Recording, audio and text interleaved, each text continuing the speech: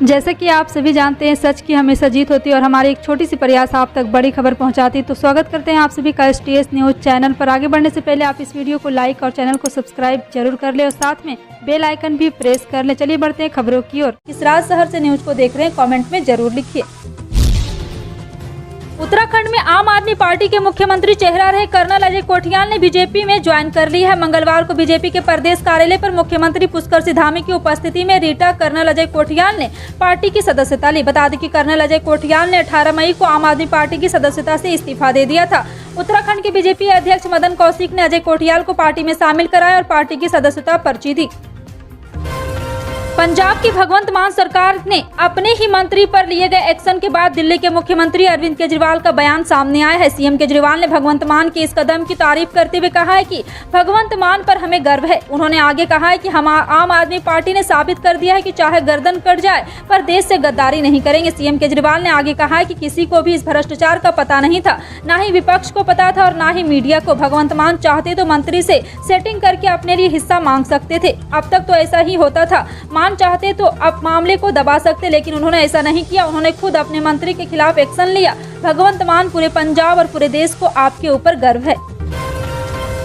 रूस और यूक्रेन के बीच जारी एक विवाद के बीच एक और बार दुनिया भर में रूसी राष्ट्रपति व्लादिमीर पुतिन को लेकर चर्चा रही है। लोग इस युद्ध के लिए पुतिन को ही जिम्मेदार मान रहे हैं। युद्ध की शुरुआत से ही नए नए दावे किए जा रहे हैं। इसी बीच एक और सनसनीखेज दावा सामने आया है। यूक्रेन के एक सैन्य अधिकारी ने दावा किया है कि 2 महीने पहले रूसी राष्ट्रपति व्लादिमीर पुतिन की हत्या की कोशिश की गई थी, लेकिन वे बाल बाल बच गए। हत्या का यह प्रयास रूस यूक्रेन के युद्ध के बीच ही किया गया। दरअसल यूक्रेन के एक टॉप सैन्य अधिकारी ने दावा किया है कि यूक्रेनी ऑनलाइन न्यूज एजेंसी से किया है। यूक्रेन के डिफेंस इंटेलिजेंस के प्रमुख मेजर जनरल कायरेलो बुडानो ने बताया कि यह असफल प्रयास कॉफेकस नाम जगह पर किया गया है। उत्तर प्रदेश विधानसभा में मंगलवार को सीएम योगी और विपक्ष के नेता अखिलेश यादव के बीच कानूनी व्यवस्था को लेकर जमकर वार पलटवार हुआ। समाजवादी पार्टी के अध्यक्ष अखिलेश यादव की ओर से उठाए गए सवालों का जवाब देते हुए मुख्यमंत्री योगी आदित्यनाथ ने मुलायम सिंह यादव के बयान का भी जिक्र किया। योगी ने कहा है कि बीजेपी सरकार यह नहीं कहती कि लड़कों से गलती हो जाती है।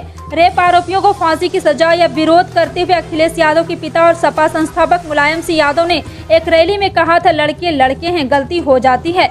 महिलाओं के खिलाफ होने वाले अपराध को लेकर नेता विपक्ष की ओर से उठाए गए सवाल के जवाब में सीएम योगी ने कहा कि यह भाजपा की सरकार है। यहाँ अपराधियों को लेकर यह नहीं कहा जाता कि लड़के से गलती होती है। कांग्रेस अलाकमान की बनाई गई अहम कमेटी में सचिन पायलट को शामिल किया गया। सोनिया गांधी ने मिशन 2024 से पहले 3 कमेटियां बनाई है। इन तीनों में से एक कमेटी में पायलट को शामिल किया गया। विधानसभा चुनाव से पूर्व सोनिया गांधी ने पायलट को साथ लेकर चलने के संकेत दिए हैं। पायलट गुट से जुड़े नेताओं का कहना है कि चिंतन शिविर के बाद कांग्रेस अलाकमान ने पायलट पर फिर भरोसा जताया है। पायलट गुट को नेताओं का दावा है कि राजस्थान विधानसभा चुनाव 2023 से पहले पायलट को राजस्थान में बड़ी जिम्मेदारी मिलेगी। पायलट को central planning group for coordination for Bharat जोड़ो यात्रा कमेटी में शामिल किया गया है।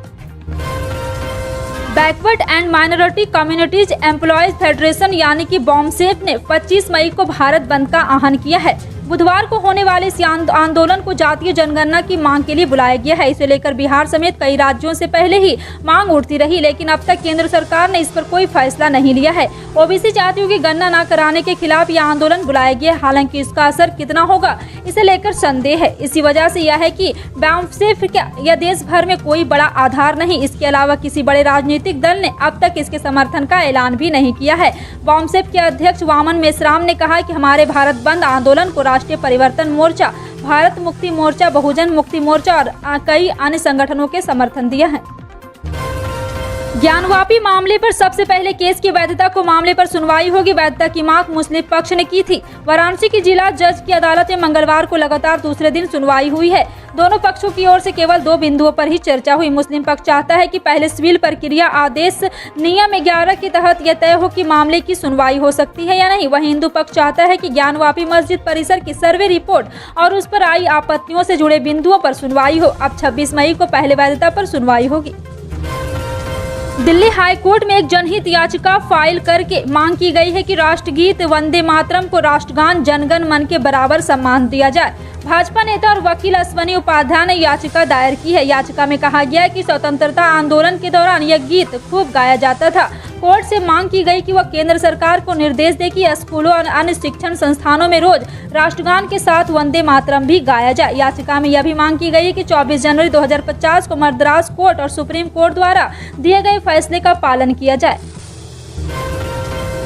बैंक की चिंताओं के बीच थोक महंगाई ने 3 दशक के रिकॉर्ड स्तर छू लिया है। पीटीआई की रिपोर्ट के मुताबिक थोक महंगाई अप्रैल में बढ़कर 15.8% हो गई है, जो मार्च में 14.55% थी। आपको बता दें कि अप्रैल 2021 से लगातार थोक महंगाई दहाई अंक में बनी हुई है।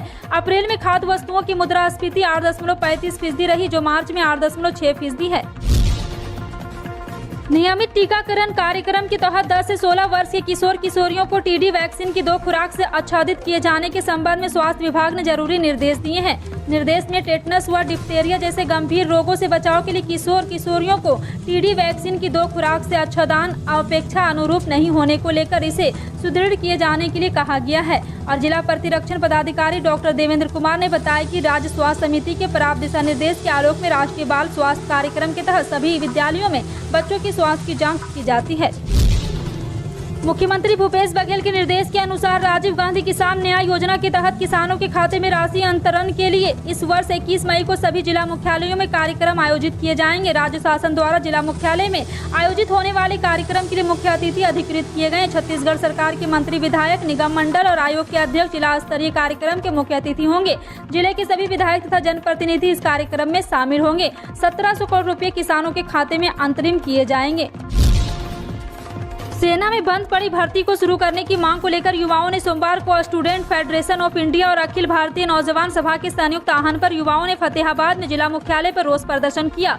इन युवाओं ने उपायुक्त के माध्यम से राष्ट्रपति को ज्ञापन भेजकर सेना भर्ती तुरंत बहाल करने की मांग की। प्रदर्शन की अध्यक्षता जिला प्रधान प्रमोद ढिंगसरा व नरेंद्र मुथन ने की। इस अवसर पर पवन, अमित, अमन मोंगा, शहनवाज सहित काफी संख्या में युवा मौजूद रहे। दिल्ली के मुख्यमंत्री और आप संयोजक अरविंद केजरीवाल ने राहुल भक्त के कत्ल के मामले में एक वीडियो जारी किया है। उन्होंने अपने वीडियो के जरिए कश्मीरी पंडित के लिए चिंता जताई और उनकी सुरक्षा की मांग की। उन्होंने कहा कि कश्मीर उनका घर है, वो वहीं बसना चाहते। केजरीवाल ने कश्मीरी पंडितों के प्रदर्शन पर लाठी चलाने वालों पर भी यहाँ पे आंसू गैस चलाने वाले और गोले दागने को भी गलत बताया है। उन्होंने कहा राहुल भट्ट की हत्या के बाद वहाँ रहने वाले सभी कश्मीरी पंडित डरे हुए हैं। उन्होंने कहा कि जिन अफसरों ने ये किया उन्हें तुरंत बर्खास्त किया जाए। इसके साथ ही केजरीवाल ने जोर दिया कि ये राजनीति करने का नहीं बल्कि कश्मीरी पंडितों को सुरक्षा देने का समय है। दिल्ली पेरेंट्स एसोसिएशन ने मुख्यमंत्री एलजी, एनसीपीसीआर, एनएचआरसी को पत्र लिखकर दिल्ली में सभी स्कूल के सभी बच्चों के लिए तुरंत गर्मी की छुट्टियों के ऐलान की मांग की। डीपीए ने अपने पत्र में कहा, दिल्ली में आग उगलती घातक गर्मी को देखते हुए सभी स्कूलों के सभी बच्चों के लिए गर्मियों की छुट्टियों के बिना देरी के तुरंत घोषणा करनी जारी है। और 72 साल बाद दिल्ली में इतनी गर्मी पड़ रही है। 15 मई 2022 को दिल्ली के कई इलाकों का तापमान 49 डिग्री सेल्सियस तक पहुँच गया। दिल्ली पेरेंट एसोसिएशन के मुताबिक दिल्ली सरकार द्वारा ऐसा कोई कदम नहीं उठाया गया। केंद्र सरकार द्वारा जारी दिशा निर्देश में ये साफ किया गया है कि दोपहर 12 बजे से 3 बजे के बीच बच्चों का धूप में बाहर निकलना सुरक्षित नहीं है। ऐसे में स्कूल जा रहे बच्चों का हीटवेव की चपेट में आने का खतरा है। देश में कोरोना का सबसे बड़ा एपी सेंटर महाराष्ट्र रहा है। वहां भी माया नगरी दुबई में और मुंबई स्थित बद से बदतर होती दिखी है। लेकिन अब जमीन पर बड़ा परिवर्तन आया है। मुंबई में कोरोना केस काफी कम हो गए। रोज के 100 से ज्यादा मरीज जरूर आ रहे हैं, लेकिन अस्पताल में भर्ती होने की संख्या कम है। अब बीएमसी ने एक और आंकड़ा जारी कर दावा कर दिया कि मुंबई में इस समय कोरोना के गंभीर मरीज ना के बराबर है। उनके माने तो मार्च 2020 के बाद ये पहली बार है जब मुंबई में कोरोना का कोई भी गंभीर मरीज नहीं है। इस समय भारतीय राष्ट्रीय कांग्रेस ने कई मुद्दों को लेकर उदयपुर में 3 दिनों के चिंतन शिविर का आयोजन किया। पार्टी की ओर से 6 विषयों पर मंथन के लिए 6 समूह का गठन किया गया था। हर समूह में कांग्रेस के नेताओं ने अपने सुझाव और विचार व्यक्त किए। इसके बाद सभी समूह ने अपने मंथन की विस्तृत रिपोर्ट कांग्रेस अध्यक्ष सोनिया गांधी को सौंप दी। समूहों के अंदर हाल में हुए चुनाव में अपेक्षाकृत परिणाम न आना, संगठन की खामियां और उसमें जरूरी बदलाव करने, जमीनी जुड़ाव को मजबूत करने पर गहन मंथन किया गया। कमियों पर भी चर्चा हुई। अलग अलग विचारों पर मंथन हुआ और फिर पार्टी की बेहतरी के लिए कई सुझाव दिए गए। रोटी, ब्रेड, पास्ता, पिज्जा, बर्गर जैसी खाने की चीजें गेहूं से बनती है। गेहूं दुनिया के लोगों की खाने की थाली में कोई न कोई रूप में मौजूद रहता है, लेकिन गेहूं की उपज दुनिया भर के हर हिस्से में नहीं होती है। इसलिए गेहूं की सप्लाई का बैलेंस कायम रखने के लिए इसका आयात निर्यात होता रहता है।